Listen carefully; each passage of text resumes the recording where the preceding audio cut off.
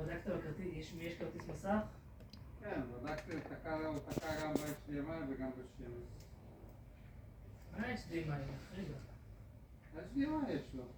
לא את ה-HDMI, הוא בדק בכרטיס מסך? קיבל גם בכרטיס מסך וגם בשני. ובשניהם לא עבד? מאיפה אתה יודע שזה לא של המסך? מה שענתיים? קיבלתי רגע, עדיין לא. כי המסך הזה עבד עם מחשב אחר.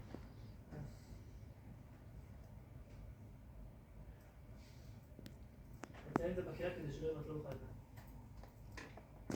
לנו שלום, זה לנושאים, כבר אני יכול לעזור.